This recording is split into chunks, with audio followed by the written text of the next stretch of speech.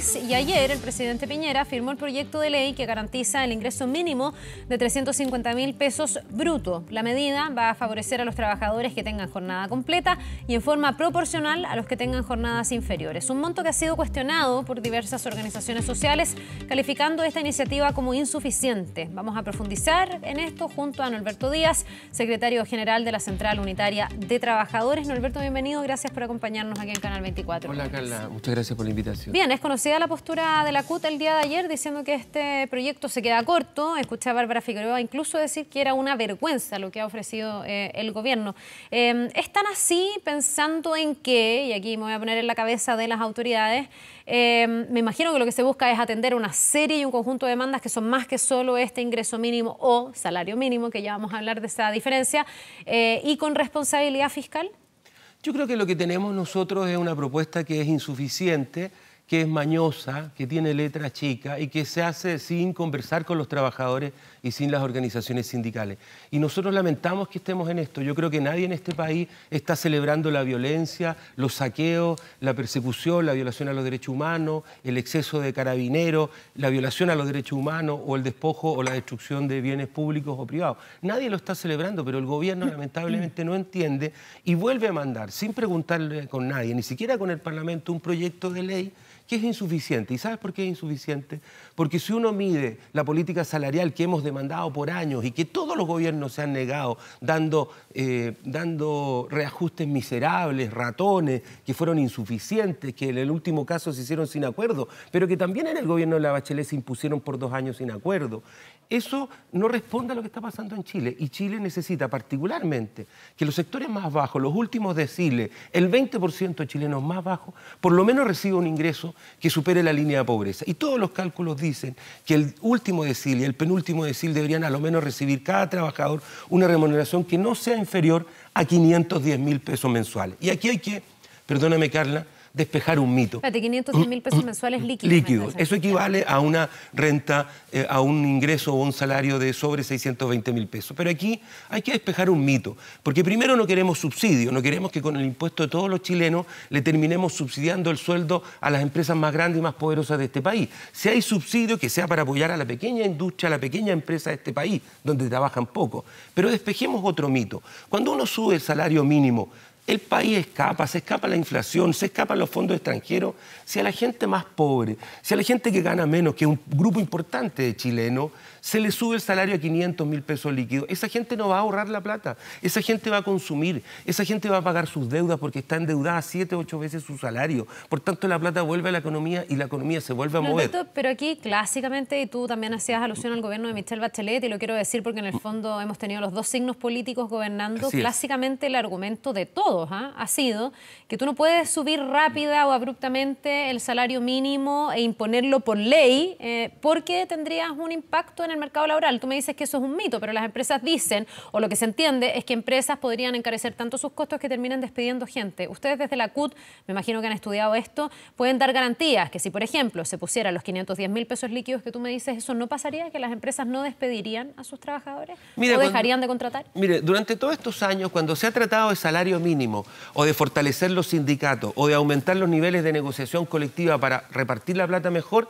siempre la excusa es que va a haber una crisis, que va a estallar la inflación o que van a haber despidos. En las mezquinas, en las egoístas reformas laborales que hubo, nunca después hubo despido. Ahora, digamos con claridad, eran reformas todavía insuficientes. Nosotros creemos que aquí se han instalado algunas cosas como verdades cuando son mentiras. Se nos ha dicho que no es posible que tomemos control sobre nuestras empresas que ayer eran públicas. Lo que hemos visto en Chile es que ha habido una concentración económica muy grande en las farmacias, en las ex empresas públicas como las eléctricas y las sanitarias. Aquí hay gente que ha hecho trampa. Y cuando hay gente que ha hecho trampa, obviamente nadie nos puede decir que los salarios mínimos en Chile se han fijado de manera correcta.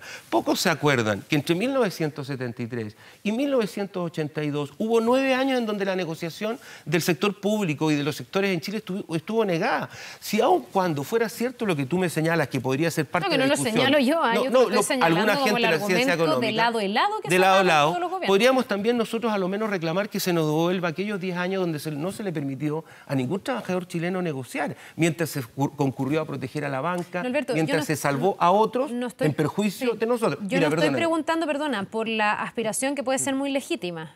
Y no estoy poniendo en duda eso, y todo lo que tú me dices me parece pertinente de ser discutido. Lo que yo te pregunto es si efectivamente ustedes pueden decir a ciencia cierta que eso no pasaría, que al final es una campaña del terror, que no es un argumento mío, insisto, que es lo que han dicho todos los gobiernos sucesivamente, y por eso, cada vez que hay una discusión de sueldo mínimo, se hace un reajuste que suele ser insuficiente, y eso es una realidad. Pero amparado o explicado en esa lógica, es decir, lo que pasa es que si subimos muy abruptamente vamos a tener impacto sobre el mercado laboral. Mira, yo creo que sobre eso yo creo que eso no es posible. ¿Y sabes por qué no es posible? Porque nosotros somos un país pequeño. Aun cuando en estos gobiernos no se sabe contar y no sabemos si somos 16 o 17 millones de chilenos, Chile es un país pequeño, pero que tiene grandes recursos naturales. A nosotros nos vendieron una mentira durante muchos años. Durante muchos años se nos ha dicho que Chile es un país pobre. Chile no es un país pobre. Chile es un país rico. Chile es un país rico. Chile, ¿sabe qué debilidad tiene? Y mira la paradoja que lo diga yo. Chile no tiene petróleo y las reservas de gas que tiene están en el sur a niveles de exploración o costos de exploración que todavía son muy caras para la tecnología que hoy día existe. En el resto, Chile solo con sus costas, Chile solo con su energía, Chile solo con su cobre, debería dar buen empleo a la gran mayoría de los chilenos, y nosotros deberíamos tener ingresos per cápita similares a los que tuvo Portugal hace 15 años para alcanzar el nivel de desarrollo que hoy día Portugal tiene. Y permíteme ponerte un ejemplo sobre los ingresos y sobre el aumento de los salarios mínimos. En Ecuador y Perú se subió el salario mínimo hace más de una década y se subieron en niveles de un 22, 25 y 30%.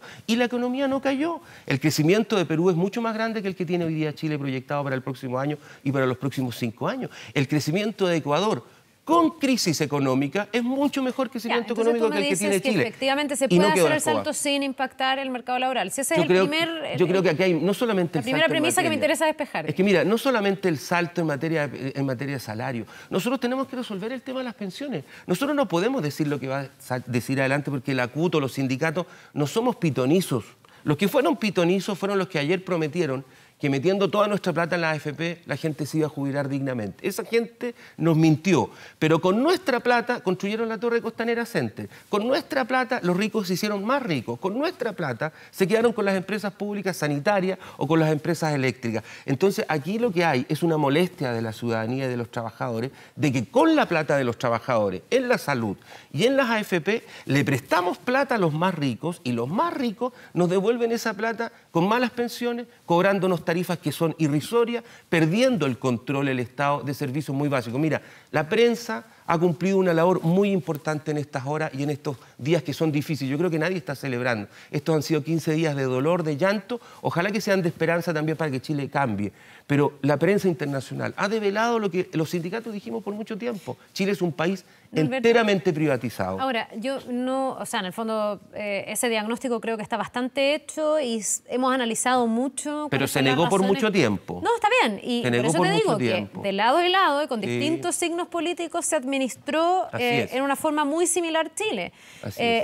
Pero más allá de quedarme en el diagnóstico que está hecho, quisiera yo profundizar en las vías de solución. Por eso te pregunto, y me queda claro que tú dices que es posible. Entonces, desde ese punto de vista, decir que es posible, decir que no se afectaría al mercado laboral, a ustedes se les queda corta la iniciativa que ha presentado el gobierno. ¿Por qué te pregunto esto? Porque me interesa saber cómo se desactiva finalmente esa molestia y esa crisis y cómo se da respuesta a esas demandas. Bueno, el movimiento sindical, no solamente la CUT, el bloque sindical que se ha creado a partir del fin de semana, donde está la Unión, donde está el sector portuario, a través de la Unión Portuaria y sus organizaciones, donde están los sindicatos de la construcción, el SINTEC a nivel nacional, donde está la coordinadora No Más AFP, el Colegio de Profesores y otras organizaciones, hemos tratado de ponerle un plazo al gobierno, que es el próximo martes. Estamos convocando a una huelga general, esperamos pacífica, el próximo martes, y esperamos que de aquí al próximo martes el gobierno reaccione. Yo creo, Carla, que todo Chile está esperando que el presidente salga del minuto que está viviendo, que no sabemos, reaccione, llame. Miren, hay violencia en las calles, la gente está indignada, la gente está molesta, la gente tiene dolor. Nadie quiere el tráfico interrumpido, nadie quiere que las estaciones de metro no funcionen. La gente está teniendo problemas para llegar a su trabajo, pero la gente, más que tener problemas para llegar a su trabajo, tiene problemas para llegar a fin de mes. En Chile no hay plata, no hay plata en la calle, la gente no tiene cómo comprar. Y eso está provocando un dolor que no tiene conducción. Yo tengo un mal pronóstico. Yo creo que si el presidente no reacciona, vamos camino efectivamente a un enfrentamiento social. ¿Pero qué es que el presidente reaccione? Porque en el fondo queremos que reaccione, pero no quiere conversar con nadie, conversa con sus amigos. Escucho que es que el presidente reaccione, porque a los ojos del propio presidente, del gobierno y también de parlamentarios, Ellos ven que sí están reaccionando y ven que se ha presentado una agenda, que esa agenda se está tratando de tramitar. Yo entrevistaba esta mañana a la vocera de gobierno, Carla Rubilar, que me decía, bueno, este proyecto de ingreso mínimo entra de esta manera, porque yo le preguntaba si era el máximo esfuerzo que va a hacer este gobierno en esta materia, porque hay otros muchos temas que también hay que abordar. Ella me decía, lo que pasa es que en el Parlamento siempre un proyecto de ley puede mejorar, por tanto podría ser que se haga un esfuerzo mayor, pero también está el tema de la responsabilidad fiscal. Mi pregunta es, ¿cuáles son, a tu juicio, las demandas prioritarias? Porque además el petitorio es gigantesco, las demandas prioritarias y la forma en que el presidente debiese abordarlas para que se desactive esta crisis. Bueno, las encuestas que ustedes han publicitado y que han dado garantías de transparencia a los medios de comunicación, y yo celebro el derecho a libertad de prensa que han peleado los periodistas. Sé que no han sido horas difíciles tampoco para los profesionales, no han sido horas fáciles para ningún periodista lo que ha pasado, ni en la calle ni al interior de los medios de comunicación. Pero las encuestas dicen, y la ciudadanía está preocupada, del salario, de las pensiones, de la salud y de una nueva Constitución. Ya. Y ¿Abordemos esas cuatro? ¿Puede ser? Abordemos esas cuatro. Salario mínimo, tú me dices que no tiene que ser salario, o sea, ingreso mínimo para ti tiene que ser salario mínimo, una ley de salario mínimo. Tiene que haber una ley de salario mínimo. No este subsidio que está... No este subsidio, y si hay algún subsidio, lo discutimos en el Parlamento, se discute entre todos los chilenos y es para la pequeña empresa. No creo que nadie en este país esté disponible a que le sigamos poniendo más plata a la AFP o que le sigamos poniendo plata a los más ricos. Ya, para las empresas grandes debieran ellas mismas hacer el esfuerzo de pagar más.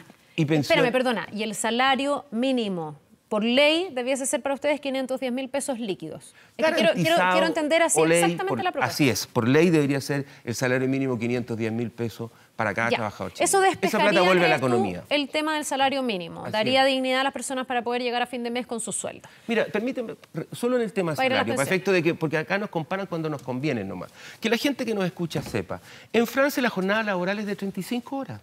Las vacaciones son 5 semanas y la jornada laboral de 35 horas tiene garantizado un salario mínimo en Francia que equivale a 1.400 euros, que en plata de euro de hoy día equivale a que en Francia el salario para todos, de cualquier nacionalidad, para cualquier trabajador con contrato, es de 1.080.000 pesos. Claro, que alguien te contestaría, y yo trato de hacer aquí abogada del diablo y ponerme en la cabeza de quienes han gobernado durante tantos años, no solo en este gobierno, siempre, y los técnicos te dirían, primero, que ese es un país desarrollado, por lo tanto la vara de comparación es distinta, y segundo, que la productividad del mercado chileno y de los trabajadores no es tan alta. Claro, pero... Tú me dices, trabajan 35 horas, pero Chile trabaja muchas horas, pero y según todos los economistas, o la mayoría, voy a dejar fuera la Fundación Sur, pero otros, dicen que la productividad en Chile es baja. Sí, pero es obvio que la productividad es baja, Carla, pero le reclaman productividad a miles de trabajadores chilenos que le ofrecieron durante 40 años una educación municipal que era de mala calidad.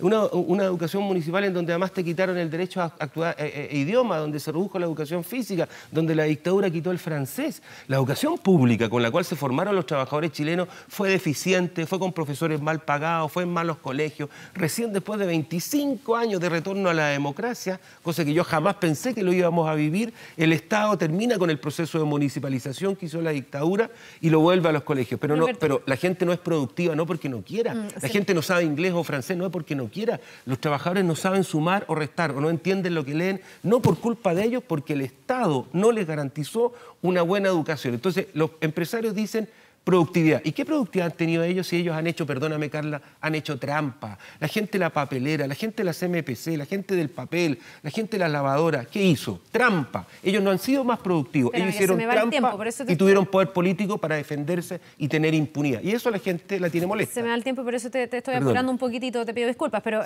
me dijiste, el salario mínimo por ley, 510.000. Pensiones. Las pensiones tienen que alcanzar en un plazo corto el mismo valor que tiene un salario mínimo. Un profesor que trabajó 40 años, lo mínimo que puede recibir garantizado por el pensión básica solidaria partiendo tiene que estar en el los salario mínimo, que sería en este caso 510.000. Así es. Porque sería con el salario mínimo. Y el mínimo, resto son cosas que se tienen que discutir en una asamblea. Aunque las AFP quedan dentro del sistema. Yo creo que no hay espacio en este país para que las AFP sigan. Yo creo que lo mínimo que tienen que hacer cualquier gobierno... Ahí estamos hablando de un cambio de modelo. Es que no solamente se trata de cambiar el modelo, si nosotros podríamos mantener el modelo, pero la gente que por lo menos la administración esté en el Estado, ¿por qué le vamos a tener que seguir manteniendo? A mí no me gusta la AFP, yo quiero que termine la AFP. La propuesta del movimiento sindical es la propuesta que ha hecho la coordinadora nomás AFP, que ha encabezado Luis Mesina, que es una propuesta seria, técnica, No, pero estás hablando de un sistema de reparto. En un sistema de reparto. Pero aun cuando tú no pudieras llegar a un sistema de reparto, las AFP están deslegitimadas. Y están deslegitimadas no solamente porque mintieron, no solamente porque prestaron la plata a los chilenos a través de las otras empresas a créditos más altos, o sea, nos prestan la plata por Ripley, por Falabella, por la banca, los mismos que son dueños de la AFP, sino que además lo que es más grave, las AFP pusieron plata en la política y por eso la gente no tiene confianza en el Parlamento. Tú me dices, el gobierno llega a un acuerdo con el Senado. ¿Y qué garantía nosotros tenemos de que ese acuerdo es un acuerdo limpio, transparente y no hay comprado 2 o 3 parlamentarios? Si aquí las AFP pusieron plata en el Parlamento, no de buena onda, pusieron plata en el Parlamento para que las leyes se hicieran a su gusto y antojo. Y no lo digo yo. Y cuando yo digo lo de la colusión, no es de mala onda. Si alguien cree que uno anda... Yo tengo 52 años, Carla. Yo viví la dictadura. Yo tengo 2 requerimientos por ley de seguridad interior del Estado. Yo ya la pasé mal, yo no quiero que la pase mal. Mis amigos la pasaron mal, perdí amigos en la época de la dictadura. Lo que ha pasado en la calle es una cosa que le duele a todo Chile y el gobierno no reacciona.